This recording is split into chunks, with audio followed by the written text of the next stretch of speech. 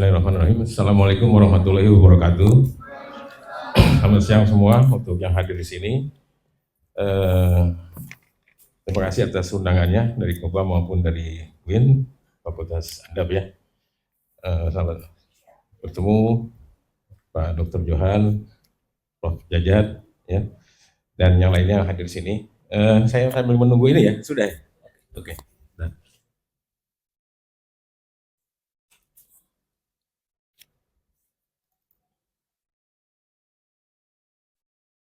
Ya, saya diminta nih untuk membahas buku Orang Arab Nusantara. Ini kalau kita lihat yang sebelah kiri ya, itu buku yang diterbitkan oleh INIS tahun 89. Saya sudah membacanya tahun 90-an dan agak suka lupa-lupa gitu ya. Dan kemudian ada jeda panjang tahun 2010 diterbitkan oleh Kobam. Dan kemudian tahun 2024 ini diterbitkan kembali ya dalam edisi kedua. Mungkin ini ada ceruk pasarnya ya, ada karena mungkin ada masalah-masalah isu-isu polemik yang berkaitan dengan masyarakat Arab di Indonesia, sehingga laku juga nih buku yang kedua ini ya. Yang pertama itu sudah tidak lagi terbit, bahkan kemudian juga lembaganya sudah bubar gitu. Jadi karena ada ceruk pasar, mudah-mudahan juga buku yang terbitan kedua ini cukup laku. Buktinya juga segini juga cukup juga ramai ya begitu.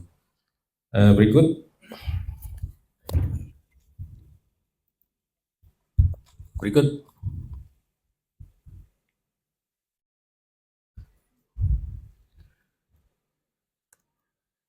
bisa.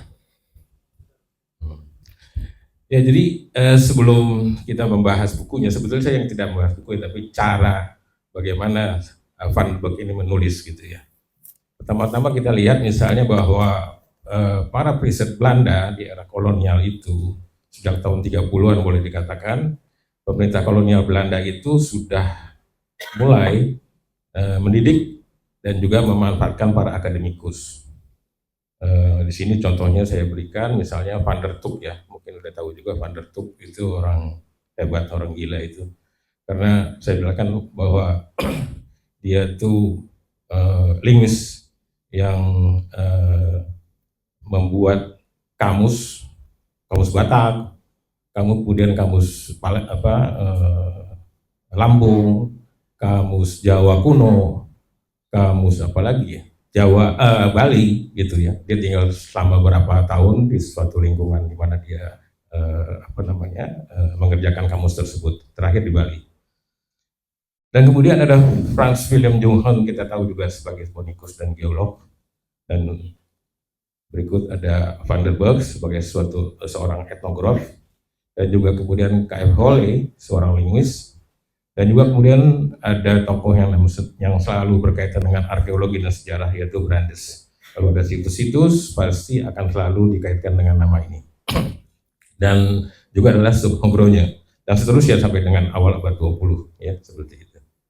Jadi ini sudah memang dididik ya di beberapa lembaga pendidikan, Leiden, Delft maupun juga yang lain di tempat-tempat pendidikan tinggi di Belanda, termasuk Prof. Jajat nih, lulusan Leiden.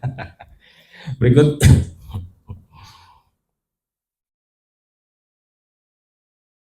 Jadi saya lihat ada skema ya, skema pendanaan dan metode riset pada masa pertengahan abad 19.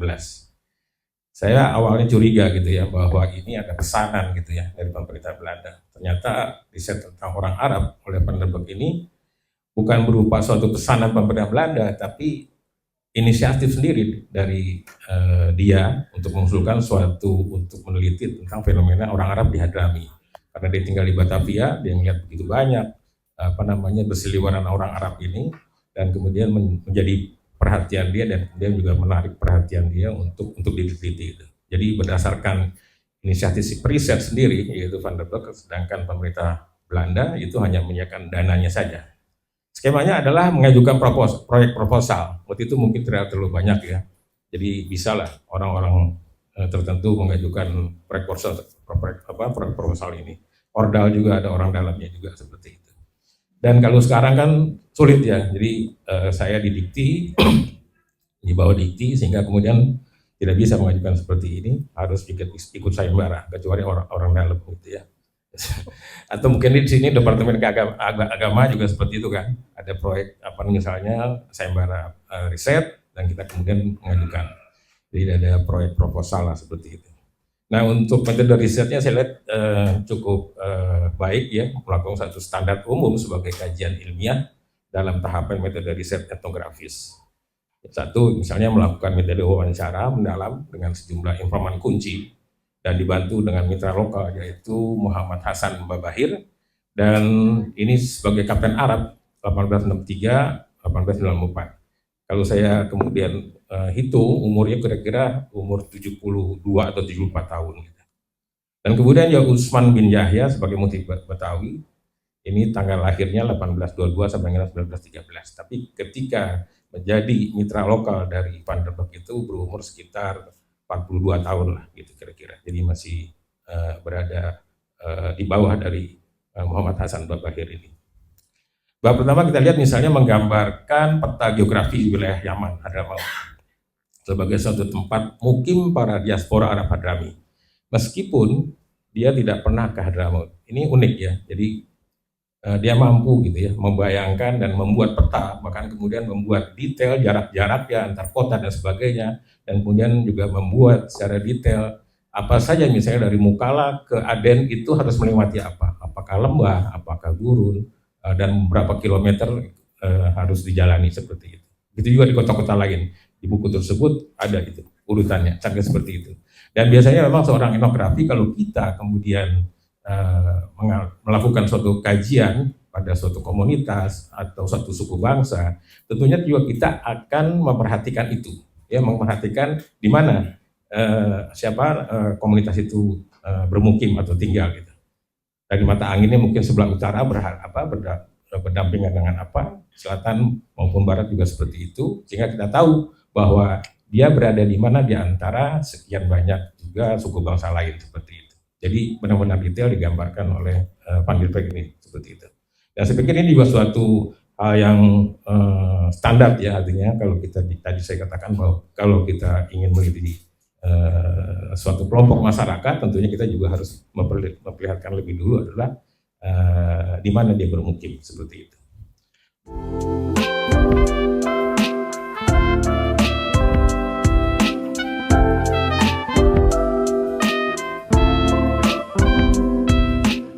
Dan selanjutnya menggambarkan stratifikasi sosial, budaya, dan politiknya. Nah, jadi semua ini merupakan suatu hasil wawancara terhadap para pemukim dan pendatang Arab Hadrami di Hindia Belanda. Jadi ini unik. Jadinya dia juga sempat bukan hanya di Batavia, tapi juga kemudian ke Bandung, Jogja, Semarang, Surabaya, ke Madura, Palembang, dan Pontianak. Jadi dia tanya jawab seperti itu, dan kemudian hasil tanya jawab wawancara tersebut itu kemudian dinarasikan dengan sangat baik sekali seperti itu. Saya pikir ini kita juga belajar dari mereka. Saya berikan juga latar belakang dari tahun-tahun penting ya, tahun-tahun penting berkaitan dengan buku tersebut. Pertama adalah kehadiran kembali pemerintah kolonial Hindia Belanda 1817 ya, setelah Inggris mengalahkan Prancis, dan 1811 sampai 1816 itu Raffles berada di sini, dan kemudian karena suatu perjanjian maka wilayah Hindia Belanda yang dulunya pernah menjadi bagian juga dari kolonial Belanda itu diserahkan kembali, dan masuklah kemudian pemerintahan kolonial Belanda pada 1817. Lalu kemudian ada kultur Stelsel 1830 memperlihatkan bahwa diperlukan suatu modal kapital untuk memeras gitu ya wilayah jajahannya ya. Mungkin juga Prof. Jajat kalau ke Leiden atau ke Belanda melihat bahwa pas kita nginjek ke Belanda gitu, kita membayangkan bahwa ini adalah hasil dari kultur Stelsel, jangan-jangan seperti itu ya, seperti itu kira-kira gambaran seperti itu, bangunannya dan segala macam. Lalu kemudian ada masuknya protektorat Inggris di Aden, di pelabuhan Aden tahun 1839. Ini mengatakan bahwa wilayah sebelumnya adalah wilayah kekuasaan Turki. Jadi Yaman itu wilayah Turki, tapi kemudian menjadi bagian yang tidak dikontrol dengan baik karena wilayah terlalu jauh, peri-peri lah gitu ya. Ada pasyanya gitu ya, tapi juga tidak terlalu aktif gitu ya, sehingga kemudian dapat mudah masuk kemudian oleh Inggris dan menguasai wilayah Aden. Dan itu juga ada perang-perang sedikit lah ya, tapi tidak direspon dengan aktif oleh pemerintahan Turki, sehingga kemudian Protektorat Inggris kemudian dari Aden kemudian menjelajah ke berbagai wilayah selanjutnya dari tahun 39 itu. Lalu kita lihat misalnya adanya perkembangan kota-kota kolonial ya. Kalau kolonial Arab di Semarang sebetulnya sudah juga ada 1819, lalu juga Surabaya 1831, 32 dan seterusnya ya.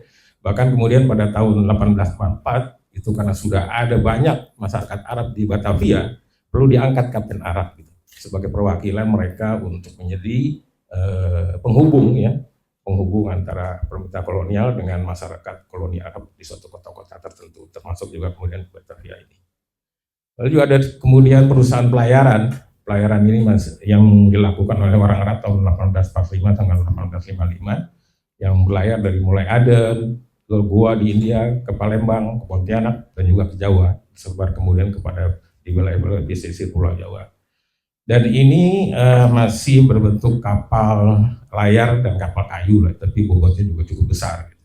Sehingga ini juga menjadi transportasi untuk mengangkut para diaspora dari Yaman ini ke wilayah-wilayah tersebar sampai ke wilayah Hindia Belanda dan Malaka. Nah, karena kemudian banyaknya sudah tersebar masyarakat Arab di koloni-koloni Hindia Belanda ini, maka diadakan sensus supaya jelas gitu ya, di mana saja mereka, berapa banyak dan sebagainya. Itu dilakukan tahun 1860 dan 10 tahun kemudian dilakukan lagi 1870 dan seterusnya 15 tahun kemudian dilakukan lagi 1885 sampai terakhir 1830 ya. Jadi ini untuk juga mengontrol di mana saja mereka berada gitu ya. Lalu kemudian pada tahun 1866 diperlakukan tuh weekend stelsel dan pasar stelsel. Jadi ini meniru juga sih suatu pemerintahan di Eropa yang juga melakukan hal yang sama terhadap masyarakat Yahudi, diberikan pemikiran yang khusus yang disebut dalam bentuk ghetto-ghetto gitu, seperti itu. Nah, weekend stelsel ini adalah supaya mereka itu terkontrol, debasasi gitu ya, dan tidak menyebar ke berbagai tempat di wilayah lain seperti itu. Oleh sebab itu mereka juga pemerintahan khusus, dan weekend stelsel ini bukan hanya kepada masyarakat Arab sebetulnya, tapi juga masyarakat Cina ya. Tinggal kemudian ada pecinan, ya, ada perkampungan Arab. Nah, biasanya itu di depan pintu masuknya ada gerbang gitu, atau semacam gapura dan penjaganya. Lalu situ juga ada diharuskan ada lapor dengan pasar stelsel ini. Jadi setiap orang yang keluar masuk itu terkontrol gitu, seperti itu. Dan kalau kita lihat di Semarang masih ada sisanya tuh ya, apa namanya, gapura gitu ya. Di Pecinan, kalau kemudian ada di sebelum masuk ke Pecinan, itulah ada kampung Arab, masih ada gapuranya. Yang memperlihatkan di situ dulu adalah bentuk awal masuknya gerbang masuk pas stelsel ini ya. Di Surabaya kalau kita lihat foto-foto lama itu juga ada gerbang masuk pemukiman Arab seperti itu. Sekarang sudah mungkin tidak ada di Ampel situ. Lalu kemudian ada pembukaan terusan Suez 1869 juga memperlihatkan bahwa ada mobilisasi sosial, politik, ekonomi yang bertambah cepat gitu ya, abad-abad pertengahan abad 19 ini ya, dengan tidak lagi memutar ke wilayah Afrika Selatan, Tanjung Harapan, tapi langsung bisa masuk lewat Laut Merah dan kemudian ke Selat Aden ya. Dan kemudian juga ditemukan kapal uap 1870 juga, sehingga kemudian juga mobilitas juga bertambah. Dan tentunya juga tadi saya katakan bahwa orang-orang Arab ini juga kemudian lebih cepat lagi untuk hadir di berbagai kota di Pulau Jawa dan juga di Nusantara. Berikut.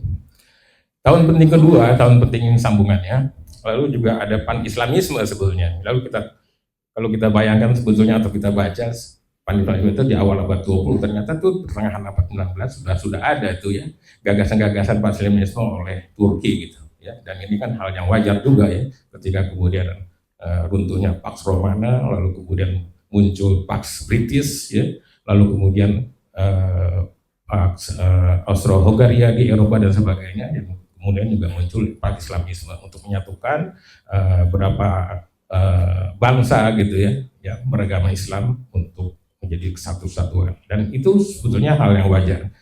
Hal yang sama juga seperti misalnya ASEAN gitu ya, atau Uni Eropa, hal yang sama seperti itu, atau G20 ya, atau BRIC yang dilakukan oleh Rusia dan sebagainya. Jadi tren-tren seperti ini juga sudah ada sebetulnya dalam sejarah panjang sebelumnya. Nah, muncullah kemudian terbitlah kemudian buku Van der Burg yang ditulis selama 2 tahun ya. Pertama itu ditulis dalam bahasa ditulis dalam bahasa Prancis, diterbitkan dalam bahasa Prancis, dan kemudian tahun berikutnya diterbitkan dalam bahasa Inggris. Jadi kita lihat latar belakangnya bahwa kenapa Van der Burg itu punya inisiatif untuk menulis tentang masyarakat Arab ini, dan seterusnya sampai kemudian berkembang masyarakat Arab itu di berbagai tempat, termasuk juga kemudian di Batavia ada Jamiat Khair, ada Syarikat dengan Islam, ada Al-Istad dan Perang Dunia Pertama, dan terakhir yang menjadi suatu catatan adalah adanya penghapusan Wittgenstein dan Pascal Schlesinger selama 72 tahun 1919 itu dihapus. Ya. Ini uniknya juga diinisiatifkan oleh Stockholm ini, dihapuskan ini. Jadi ada inisiatif dari Stockholm ini untuk menghapuskan Wittgenstein dan Pascal Schlesinger. Ini perlu dipertanyakan, mungkin latar belakangnya kenapa, mungkin juga berdasarkan latar dari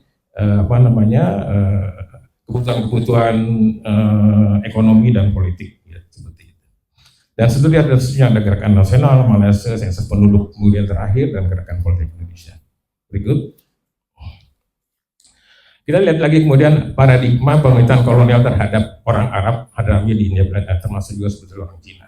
Jadi paradigma model pemerintahan kolonial atas wilayah jajahan, khususnya terhadap masyarakat pendatang, imigran, itu dimanapun juga ya, artinya kolonial Prancis, kolonial Inggris, itu dasarnya sama-sama punya suatu paradigma yang sama, yaitu selalu membagi warga masyarakat jajahan dalam struktur sosial berjenjang secara vertikal, dan kemudian masyarakat Arab, masyarakat Cina, dan India ini dimasukkan dalam frame di Australian ini, jangan sebagai masyarakat Australian itu timur asing seperti itu.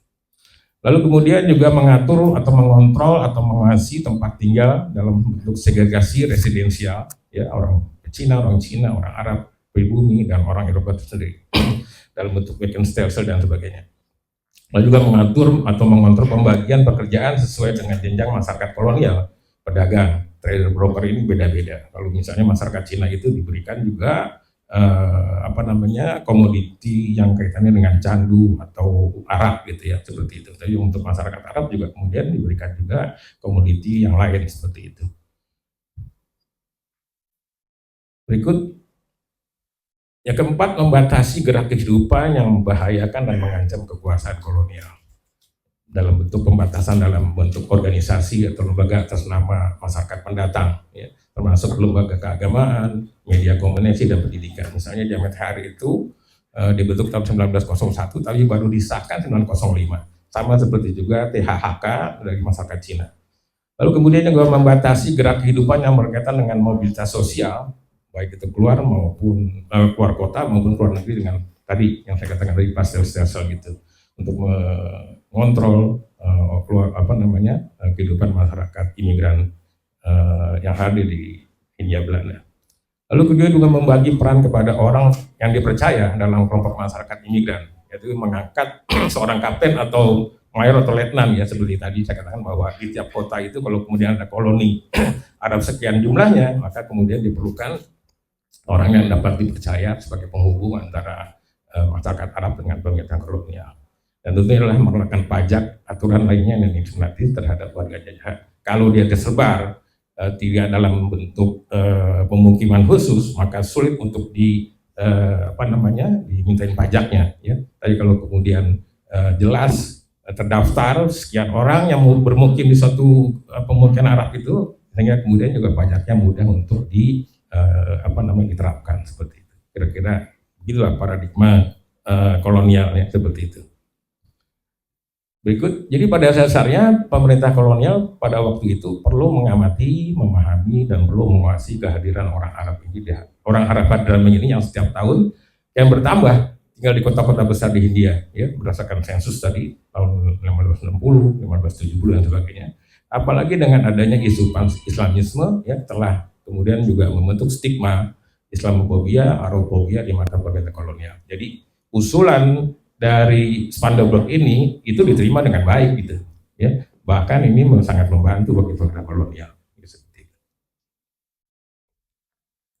Jadi orang Arab Hadrami di mata kolonial, kita lihat bahwa kehadiran Hadrami di Hindia Belanda itu secara tidak langsung telah membentuk stereotype ya, dan bahkan juga membentuk stigma buruk, labeling yang umumnya merujuk pada tindakan sebagian dari mereka seperti tukang riba, itu juga ditulis oleh Van der Burg di dalam bukunya, tidak jujur, pelit, dan eksklusif gitu ya. Stigma lainnya adalah karakter merasa unggul, angkuh, pemarah, merasa paling benar, segala tahu dan sebagainya. Bahkan kemudian keras kepala, dalam bahasa Belanda disebut dengan kopiek gitu ya Pak. Kopiek gitu ya. Dan ini berbeda dengan pendatang Cina. Pendatang Cina itu mungkin Cina itu dianggap lebih patuh lah gitu ya, oportunis gitu ya terhadap pemerintah jajahan. Sebaliknya pendatang dan mungkin Arab ini dianggap tidak terlalu patuh pada kebijakan pemerintah jajahan. Meskipun demikian, mereka tidak ada indikasi sebetulnya, seperti juga disebutkan dari yang dicatat oleh Van der Burg, untuk memberontak atau mengancam establishment pemerintah kolonial. Apakah itu kemudian ada Islamisme dan sebagainya, tapi indikasinya tidak mengarah ke sana. Berikut ini beberapa motivasi ya, saya pikir ini juga ada di mana-mana, bahkan juga sampai sekarang misalnya, untuk mencari kehidupan yang lebih baik, seperti itu, menyingkir dari kuasa federal setempat pada masa itu dan menghindar dari masalah pidana perdata, mungkin kabur gitu ya, seperti itu. Lalu kemudian menghindari pajak dari penguasa setempat, adanya pertikaian dan peperangan, dan ini yang tidak diungkapkan oleh Van der Burg gitu ya.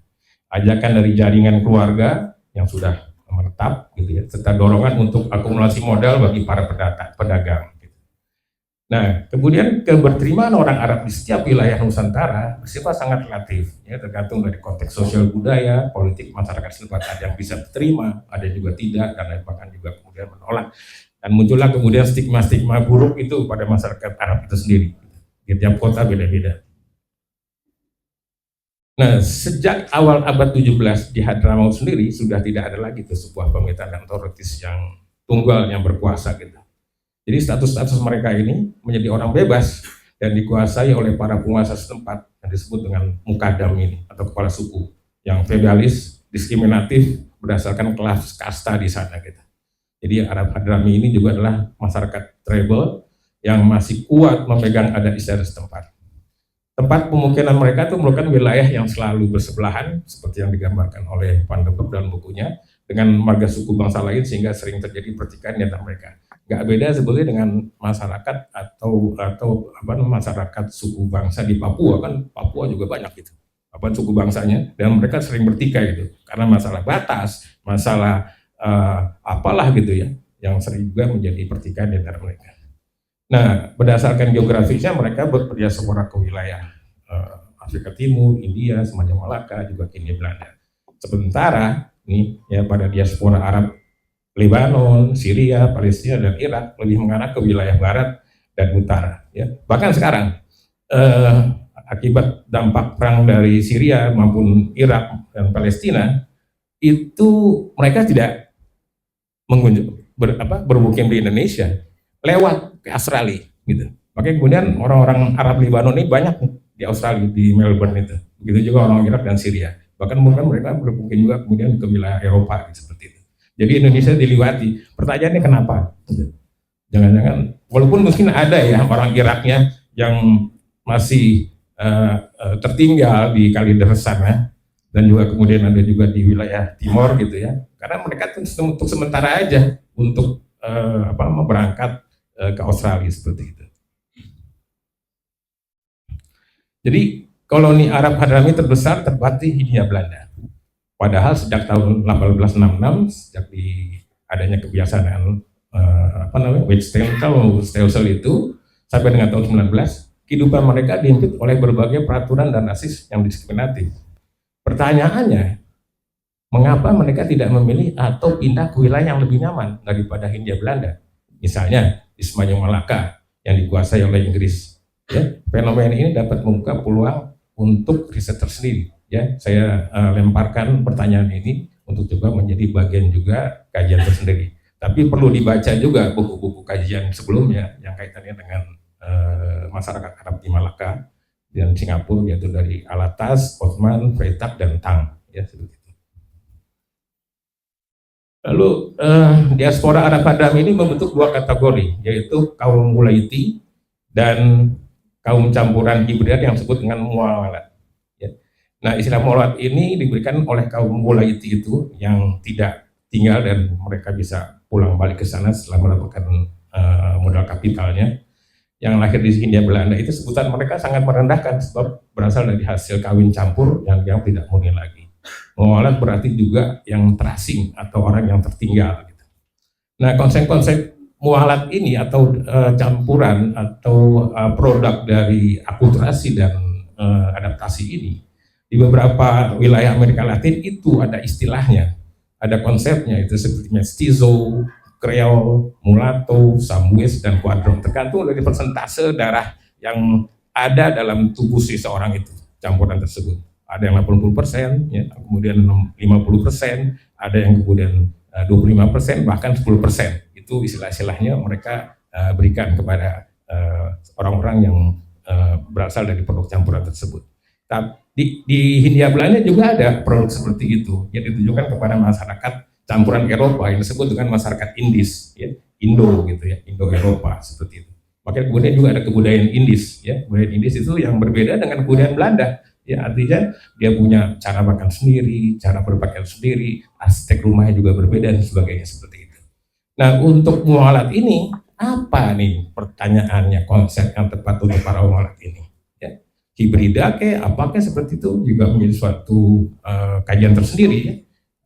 Untuk sebutan para mualat ini gitu ya, apakah ini juga kemudian masih bertahan atau tidak gitu ya, dan orang itu masih tetap ada kan di sini gitu, seperti itu, termasuk saya gitu misalnya, ya ini mau disebut apa ini gitu. Apa kita juga kemudian meminjam kata mualat itu dari orang Wulaiti gitu yang sangat merendahkan seperti itu, atau kita mau punya konsep apa, atau juga kemudian bisa meniru atau juga melihat konsep-konsep yang seperti yang dilakukan di Amerika Latin seperti itu. Jadi seperti juga tradisi mereka bahwa Hadramaut adalah kawah canda di muka, maka tahun 60-an sampai tahun 60-an itu masih ada orang-orang yang dikirim ke sana, apalagi keluarga Mbak Alwi ya. Jadi keluarga non Mbak Alwi pun juga dikirim ke sana sebagai suatu tradisi mereka ya, untuk supaya mereka dapat belajar bahasa dan budaya Hadramaut. Kembali ke sini lagi seperti itu. Ada tulisan saya tentang itu. Berikut, jadi kelebihan bukan pada bukunya, tapi cara kerjanya. Cara kerja dari Van der Kolk ini, yaitu memenuhi standar metode riset yang bersifat netral, kritis, detail, dan objektif. Ya. Catatan etnografinya dibuat dengan narasi yang menarik dan dengan menyatukan sumber kutipan, dan itu perlu, ya, jangan sampai kemudian itu terlupakan. Secara jujur juga mengatakan kekurangannya dan menyatakan bahwa apa yang tercatat merupakan perkiraan semata berdasarkan hasil wawancara yang terbatas, tentunya seperti itu. Jadi boleh salah tapi nggak boleh bohong. Ya, dalam ilmu pengetahuan itu boleh salah tapi nggak boleh bohong.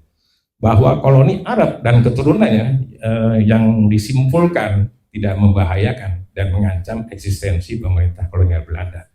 Ya, jadi kehadirannya tadi kan dianggap suatu ancaman, delusi dari kolonial Belanda, ternyata dalam catatannya itu tidak membahayakan, tidak mengancam seperti itu. Kekurangannya, tidak semua nama marga Arab Hadrami tercatat dalam risetnya. Saya kemudian diberikan tambahan oleh orang yang juga meriset itu, dan tambahan cukup banyak, hampir 2 halaman yang menambah apa yang ada kekurangan dari yang tercatat dalam bukunya Van der Kolk. Dan juga tidak diberitakan tentang adanya perang saudara, perang antara Kesultanan Al-Qatiri dengan Kesultanan Al-Kuwaiti, itu sampai 100 tahun. Saya mengambil batasan 80 tahun, dimulai 1840 sampai 1860 dan semua sampai dengan awal abad 20.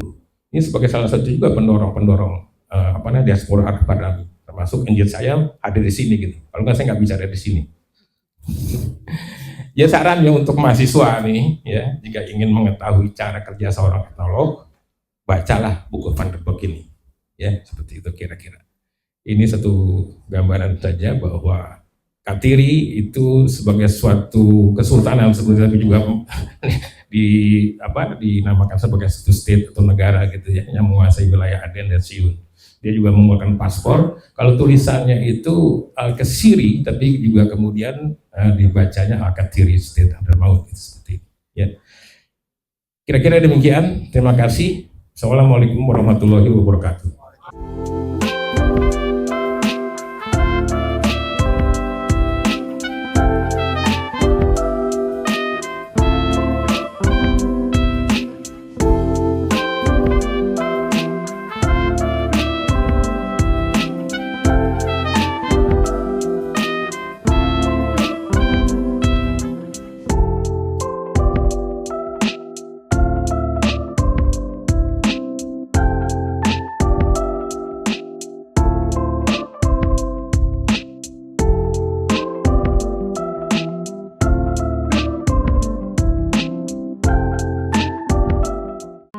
Ayo nambah pengetahuan sejarah, bergabung di channel WhatsApp Kobam.